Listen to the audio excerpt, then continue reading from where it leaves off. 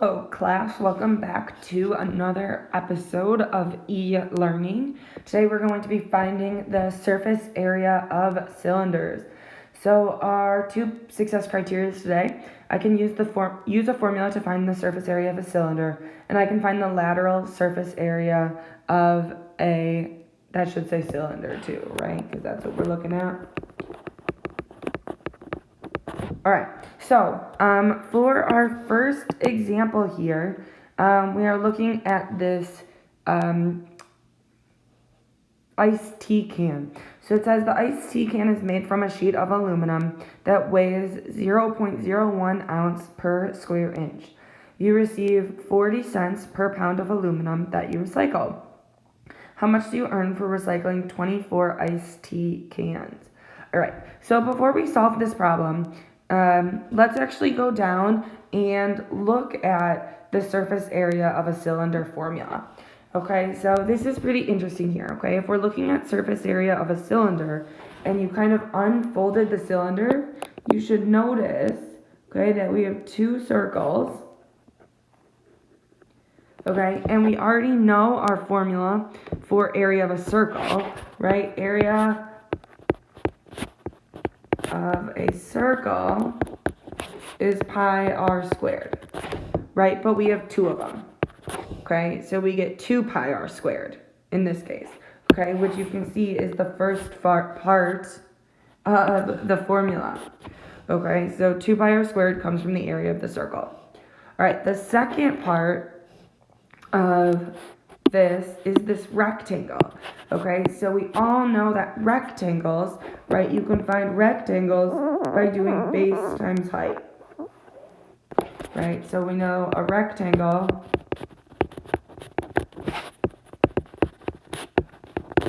is base times height, okay? Except for in this case, what is the length of the base, okay? What is the base here? Well, the base is actually, if you took this circle, right, this red line, and I kind of cut it here and unfolded these pieces, okay, it would match up. So the base is actually the circumference of the circle,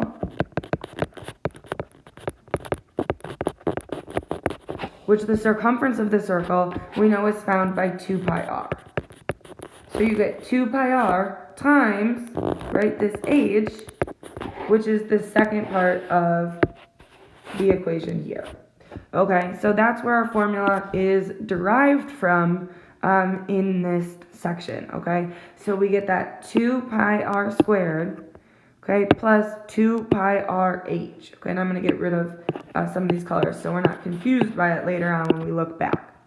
All right, so now that we know the surface area of, or how to find the surface area, let's go ahead and plug that into our formula, right? So if I'm finding the surface area, we said 2 pi r squared plus 2 pi r h. So plugging in our numbers, my radius here is 1.5.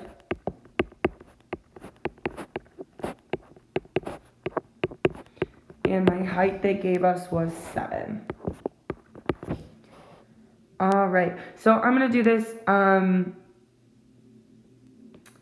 like kind of piece by piece in the calculator. Okay, so I'm going to do 1.5 squared. If I do 1.5 squared, that gives me 2.25. And if I multiply that by 2, I get 4.5 times pi.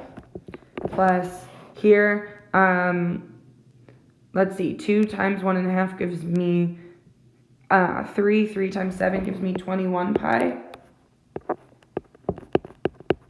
I'm actually going to change that to 3.14 also.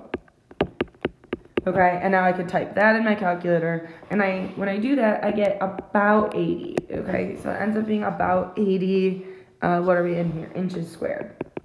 All right, so let's go back to that question, and it told us that, okay, that iced tea is made from a sheet of aluminum that weighs 0.1 ounces per square inch. You receive 40 cents per pound. All right, okay, so we need to figure out if we have 24 cans, right? And each one is 80 square inches, and it weighs 0.01. Okay, if we multiply that out, we get about 19.2, right, ounces. But then down here it said per pound, okay? So this is actually kind of tricky. I'm gonna bring my work down here. And it's, if we have 19.2 ounces, and I want to change ounces to pound, you might need to look up your conversion, but 1 pound is 16 ounces. And then we want to multiply that, right, by the 40 cents per pound. Right, so when you do that, right, and you guys might have seen this in science, right, your units cancel, so that we're only left with money. Okay, so we're left with, if I multiply that out and I do 19.2, right, times the 40 cents, and then I divide by the 16, we end up getting 0.48, which would be 48 cents. All right. So you get 48 cents for recycling the 24 cans of iced tea. All right, so it says, after looking at the formula, explain how to find the surface area of a cylinder if you forgot what the formula is. Okay, so we would find the area of both circular bases, which would be our 2 pi r squared, and then we would find the circumference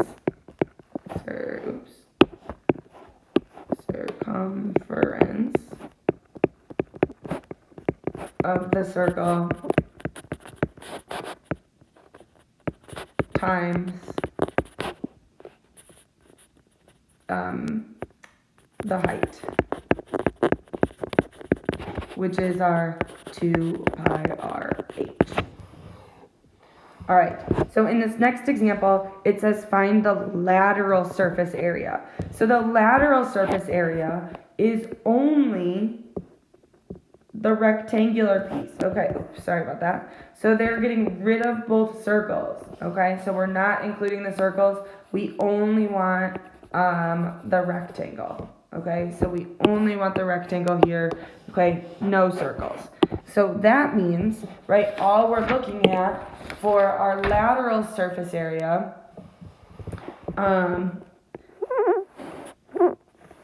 would just be this 2 pi r times h, right? So what is not included in the lateral surface area? The top and bottom circle.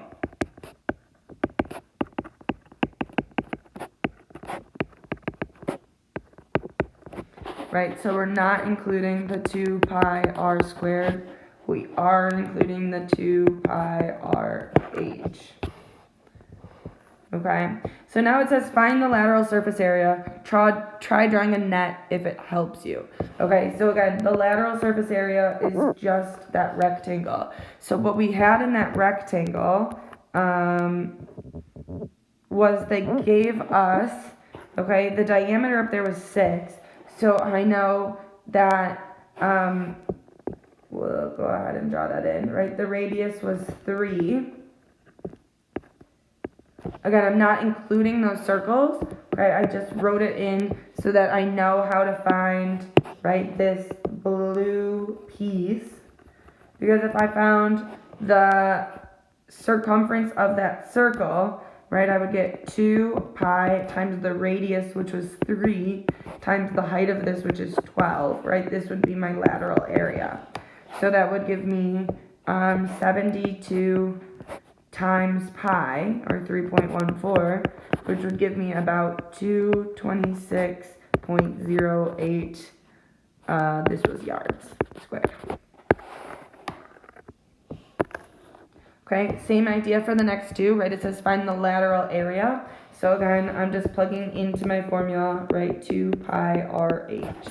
I'm just going to write that formula in, okay, so it's a little bit easier to remember, right? My lateral area is 2 pi 7 times 4, which would give me 28 times 2, which would give me 56 times 3.14, which is 175.84 yards squared. Okay, same thing over here, right? My lateral area is 2 pi, radius 12, height 10. So I get 120 times 2, which would give me 240 pi, which would give me 753.6 centimeters squared. All right, find the surface area of the cylinder. Again, this is just like the problem we just did above, okay, where they gave us, right, the diameter of this was 6, okay, and they gave us that height was 12, okay, so I know here that my radius is going to be 3, right, so I know my radius is 3 when I'm substituting that in to my formula. So my surface area formula, 2 pi r squared plus 2 pi r h. So 2 pi 3 squared plus 2 pi 3 times 12, right, which would give me 18 times 3.14. This one I just calculated. I can take that answer from above, 226.08. Right, I can calculate those. This one would give me 56.52 plus that 226.08, which would give us a total of 282.6 yards squared. Alright, feel free to pause the video to try these two on your own, so that you know if you're doing them right. Otherwise, we'll go ahead and just plug in our information.